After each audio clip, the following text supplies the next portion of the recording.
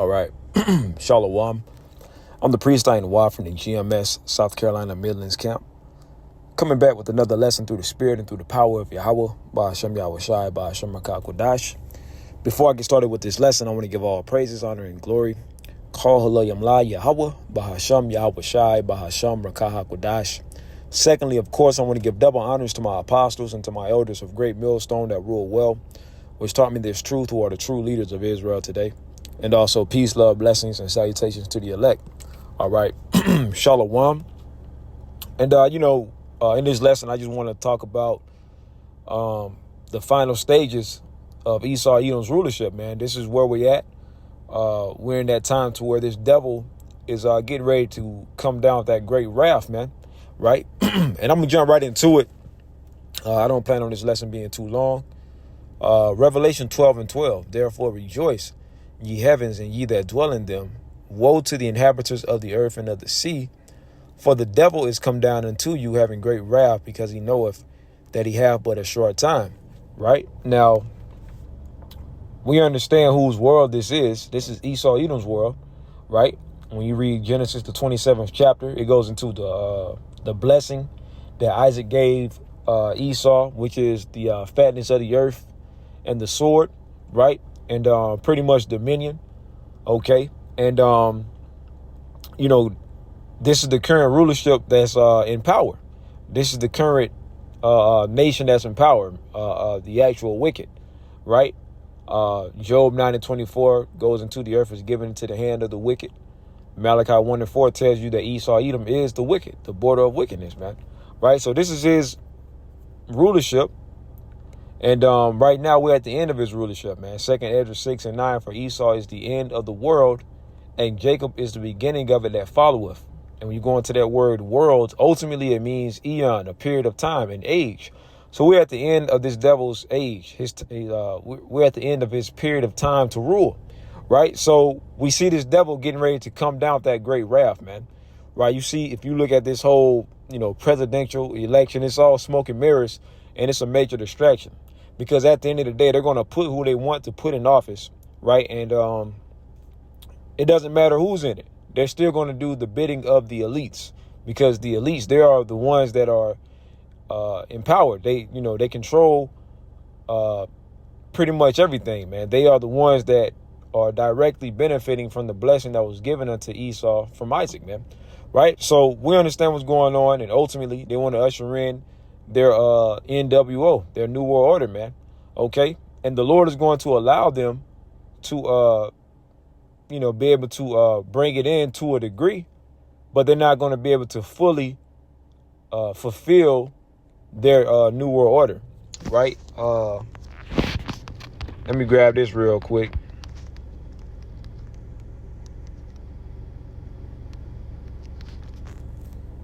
Job 20:22. Let's start at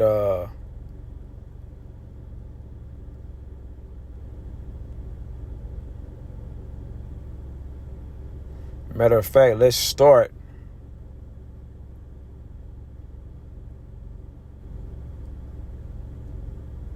at verse 5, man. Job 20:5. And we're going to go down to around verse 22. I'm going to read it real quick, but I want to start at 5, man. Right? Let's start at verse 4. Knowing thou not this of old, since man was placed upon the earth, that the triumphing of the wicked is short, and the joy of the hypocrite but for a moment. Okay? Now, like I said in Malachi 1:4, Esau Edom is the wicked. Okay? The border of wickedness, man. They are the wicked. The Lord created them to be the wicked. And it says, the triumphing of the wicked is short, and the joy of the hypocrite but for a moment, because the Lord allowed his devil to rule, but only for a short season. He didn't get the blessing of ruling forever. That's our blessing, the Israelites, okay? And ultimately, this devil is trying to force his blessing to be prolonged forever. But that's not going to happen, right? Job 14:5 goes into bounds that this devil cannot pass. So this devil is not going to be able to go a tenth of a second past his rulership, man. Job 20:6, though his excellency mount up to the heavens and his head reach unto the clouds. Yeah, this devil is talking about his AI technology and what they're planning on doing and all the power that they have, right? And it's got them puffed up. But see, the Lord is doing that for a reason. The Lord got them puffed up. Just like how he did ancient Pharaoh, he hardened his heart and allowed him to wax proud and proud, ultimately to be taken down. Well, the same thing is going to happen to this devil and his rulership, man. Yet he shall perish forever like his own dung. They which have seen him shall say, where is he? Right? Because this devil, once he's taken down, man, he's never going to rise again.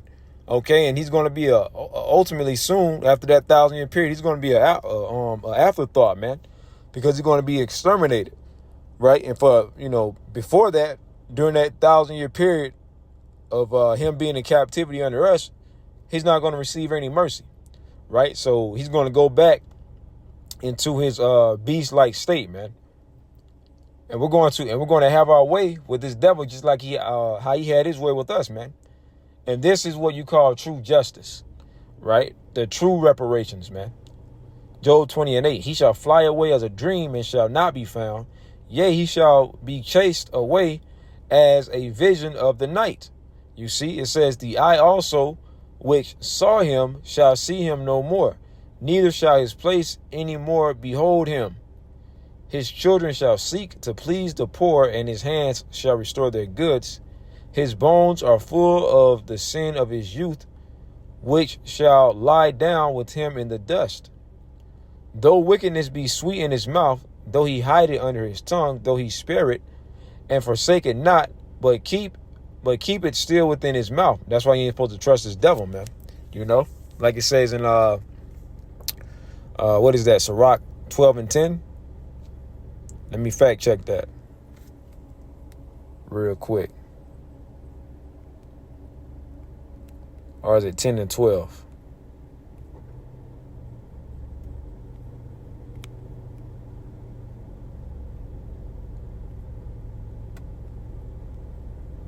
Sirach 12:10, yeah. Never trust thine enemy, and our chief enemy is Esau Edom. All of the heathen nations, the non-Israelite nations, are our enemies, man. And our chief enemy is Esau Edom, the so-called white man. Never trust thine enemy, so we ain't supposed to trust this devil. For like his iron rusteth, so is his wickedness. So eventually he's going to show his true colors. That's why you're not supposed to trust him. Yet his meat in his bowels is turned. It is the gall of asps within him. He have swallowed down riches, and he shall vomit them up again. Right? Hoarding all of the gold and the riches that he has. Ultimately, he's going to give that up. He thinks that he's going to be able to completely fulfill his new order. But no, he's not going to be able to. All the things that he's obtained through his rape, robbery, murder, and deceit, he's going to cough all of that up, man. Okay, he's about to go from riches to rags. The Most High shall cast them out of his belly. He shall suck the poison of asps. The viper's tongue shall slay him. He shall not see the rivers, the floods, the brooks of honey and butter. That which he labored for shall he restore, and shall not swallow it down. According to his substance shall the restitution be, and he shall not rejoice therein, because he hath oppressed and hath forsaken the poor representing Israel, the Israelites, man. Because he hath violently taken away an house which he builded not. Surely he shall not feel quietness in his belly. He shall not save of that which he desire. And you hear it is, this devil's trying to bring in his newer order. But then he's got the prophets that is exposing his ass, right? Truly exposing him. But even on a lower level, lower than the prophets, he has his own people, these truthers that are coming out with information, right? So this devil is being exposed. So he's not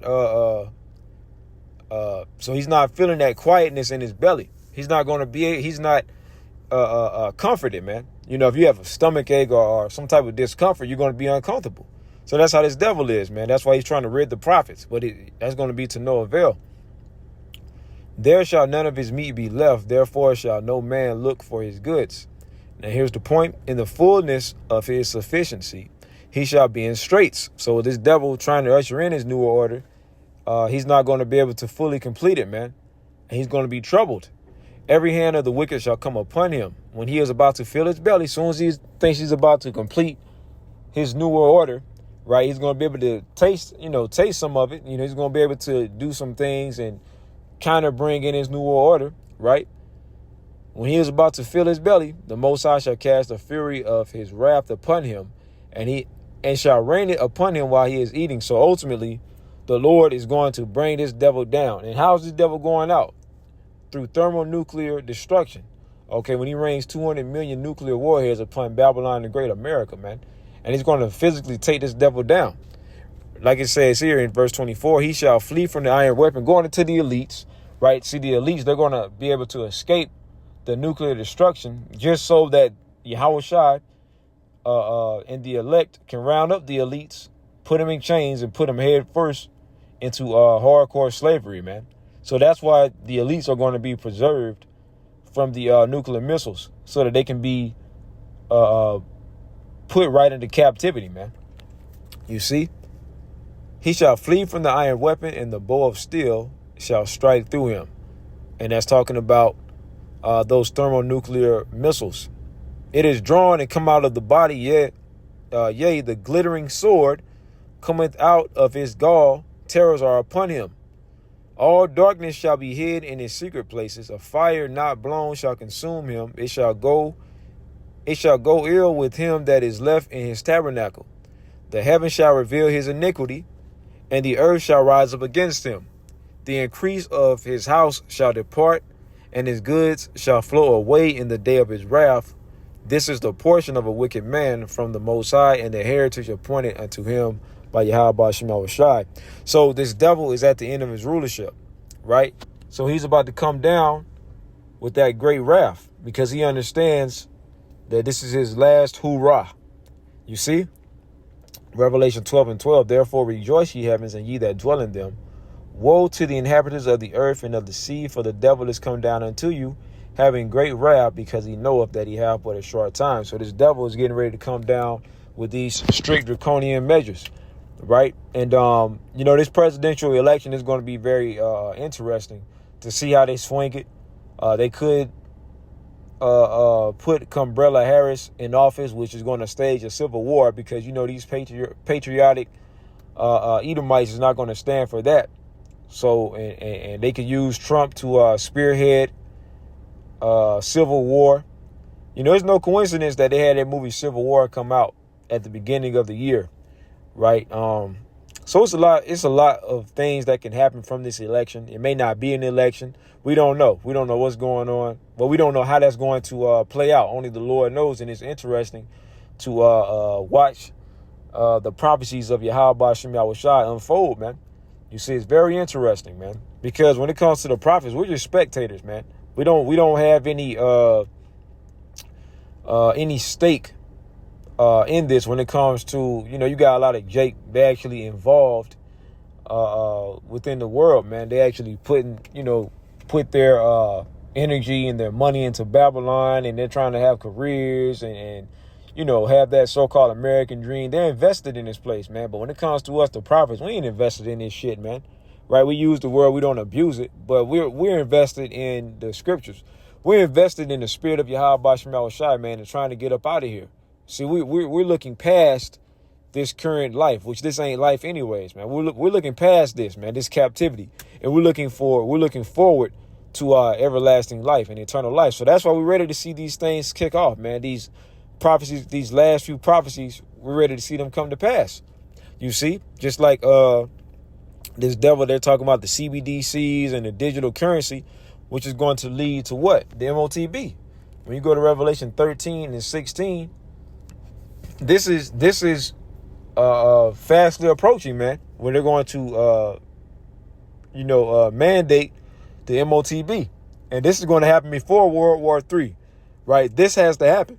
So they're going to collapse the dollar, right? They just had the stock market take one of the worst plunges, I believe they said, since like 2022 or something like that. But the stock market is looking bad, and the dollar can collapse at any minute, any second. The dollar can collapse, right? And that's going to trickle, and that's ultimately just going to bring in chaos, man. You see, so hey, they can have the a major so-called cyber hack or whatever, and nobody can have access to their money. So once that happens, man, it's going to be complete chaos when the banks, when the dollar collapses, when the banks don't have these people money, and the ones who's going to mainly be hurt is these millionaires, man. These people who are fully invested in, So the Lord got these people by the balls, man. You see, and it's about to be very interesting. All these scoffers that, talked all they shit and so on and so forth, man. When it's all said and done, they're going to know that the prophets had it right the whole time, beginning with the apostles and elders right here at Great Millstone on down, man. Revelation 13:16, and he calls of all, both small and great, rich and poor, free and bond, to receive a mark in their right hand or in their foreheads. Now, you go into this word mark, it goes into the word charagma, right?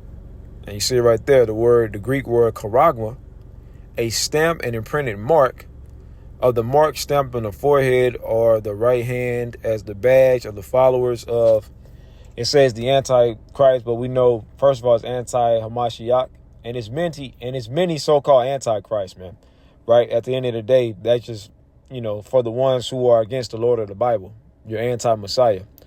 Now, the point right here is the mark branded upon horses. So ultimately, it's going to be like a digital oil, right? Now, the main part is at the end where it says stained, carved, sculpture, graven work, right? So they're going to insert the RFID micro C-hip underneath your skin, and that's the MOTB, man, right? Now, you go here into the root word of charagma, it goes into charax, and this is the tool that they're going to use to inject the charagma, the RFID micro C-hip into your skin, just like a shot, right? They're gonna insert it, okay, into your body. So you go into the word charax, a pale or stake or a palisade, man, right? Pales between which, pretty much going into what they're going to use to insert that into your skin. I want to go into the word palisade, right?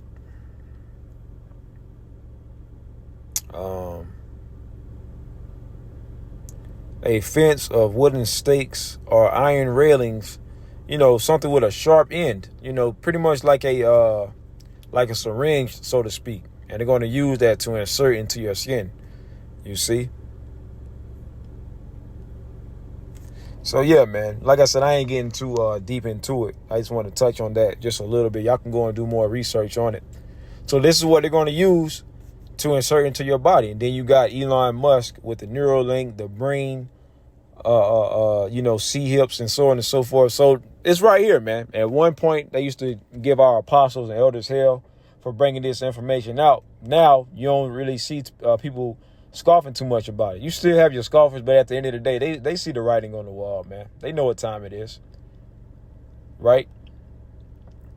Verse 17, that no man might buy or sell save he that had the mark. Everybody is going to be forced to with the decision of taking his micro C up. Don't matter if you're rich or poor, right? And it told you that in verse 16, right? It says, and he calls of all, both small and great, rich and poor, free and bond, to receive a mark, the charagma, in their right hand or in their forehead. So it don't matter your status or whatever. If you ain't of that 1%, you're going to be forced with that decision of taking the MOTB. And if you take it, you're going to be destroyed, as it reads in Revelation 14 and 9 and verse 10, which I'll grab that next. And that no man might buy or sell. So you ain't going to be able to conduct in this society business or buy or sell without having this C-hip, right? And you see how they're talking about their 15-minute cities, and they want to put everything on a digital grid. They want to be able to track and control everything, and watch your every move. Because ultimately, what is this devil trying to be? He has a God complex. He's trying to be the Most High. He wants to be able to see and watch everything, man, and control everything, man. You see? But the Lord is ultimately going to stop this devil As soon as he thinks he's got it in the bag, man, as soon as he thinks that he has this New World Order in the bag and he's about to perfect it, that's when the Lord is going to take him down, right? And that no man might buy or sell save he that had the mark or the name of the beast or the number of his name. Now, if you take this, you're going to be destroyed. Revelation 14:9. Going down to verse 10. And the third angel followed them, saying with a loud voice, if any man worship the beast and his image, and receive his mark, his charagma, in his forehead or in his hand, the same shall drink of the wine of the wrath of the Most High, which is poured out without mixture, into the cup of his indignation, and he shall be tormented with fire and brimstone in the presence of the holy angels and in the presence of the Lamb. So ultimately, what is it saying? You're going to be a part of that second death, man. You're going to be a part of that lake of fire where the Lord is going to burn you via the nuclear missiles when they rain down upon this place, man, upon America. America's where that great destruction is going to take place, right? And you're going to be tormented, man. And you know, for the true believers, we don't want any parts of this, man. So this is why we're trying to the best of our abilities to do the things that we need to do so that we can be delivered, man. You see? So our salvation is near. I'll end off on that, man. What is that? Romans 13:11. And that knowing the time that now it is high time to awake out of sleep. And this, you know, this ain't the time to be worried about folly, man. We see the writings on the wall. The Lord is about to take this place down, man. We're seeing these prophecies ramp up more and more. We see how these devils are trying to do their left-handed sacrifices and rituals, trying to because ultimately they're trying to bring in their new world order under Satan, man. They're really trying to bring this in. So two sacrifices are being offered up. You have the righteous sacrifice of the true believers, the prophets, the elect, and then you have the sacrifices of the wicked. Just like with Cain and Abel, man. The Lord accepted Abel, which represented Israel, the Israelites, and he rejected Cain. He's about to do the same thing again, man. Okay, so we're in great and beautiful times, man. And that knowing the time that now it is high time to awake out of sleep. For now is our salvation nearer than when we believed. So the Lord is getting ready to deliver us, man. We just got to hold on through, through this last stretch of Jacob's trouble. We're going to be tried. We're going to be tested, right? We're going to our faith is going to be tested to the highest extreme, right? But we cannot lose our faith. And I'm speaking to myself before I speak to anybody else, man. We got to stand firm in Yahweh Shema Shai. That's why right now is the time to be turning to the Lord, praying to the Lord, and being in good graces with the Lord, man, right? Because we're going to need the Lord to tap into during the time of Jacob's trouble. I'll end off on this. Isaiah 33:6, and wisdom of knowledge, and it's talking about the wisdom and knowledge of Yahweh Shema Shai. The true wisdom and knowledge shall be the stability of thy times and strength of salvation. What times? The time of Jacob's trouble. These times that we're entering into right now. The fear of the Lord is his treasure, right? So the beginning of knowledge is fearing the Lord, man. Okay, what is that in Psalms? No, that's Proverbs, the 7th chapter or the 8th chapter.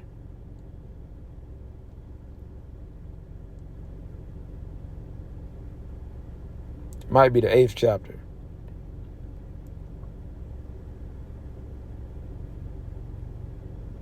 Proverbs 8:13. The fear of the Lord. Salakia. Hold on.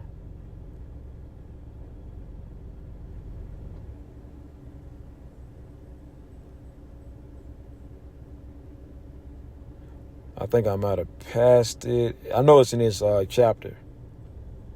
Bear with me. Salakia.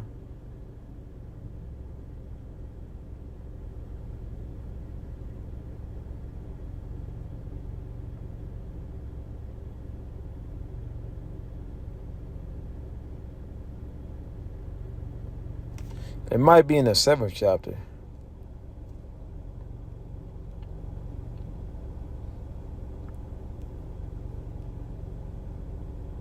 I may have to just type it in. Salakia.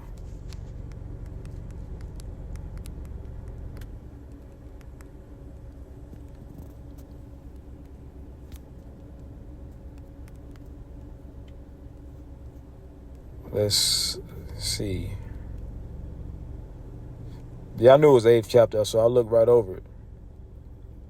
Nope, that's not it either. I keep going back to that, man.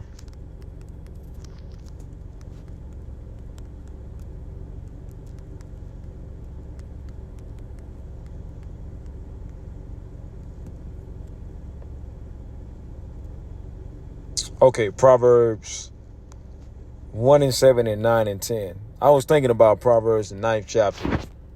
The fear of the Lord is beginning of wisdom, and the knowledge of the holy is understanding. You see, so fearing the Lord, that's the beginning of knowledge. So we got to fear the Lord first and foremost. If you don't fear, and see, that's the problem with Jake, man. 2/3 of our people, they don't fear the Lord. And that's why they're in such a destructive, destitute state. And that's why ultimately they're about to be destroyed in Jacob's trouble and those thermonuclear missiles, man. They're going to taste that second death because they want to follow the ways of the heathen. Jeremiah 10 and 2 tells us not to learn the ways of the heathen, right? So anyways, man, that's pretty much the lesson. Lord willing, this lesson was edifying, man. We're in beautiful prophetic times. And hey, we're in that time now to where we're the biggest I told you so is about to take place, man. Right? Because beginning with our apostles and elders on down, we've been telling you people what was coming. You people scoffed and mocked and so on and so forth. But soon, y'all about to see that the prophets had it right the whole time. Right? Hey, Lord willing, this lesson was edifying, man. Hey, till next time, shalom.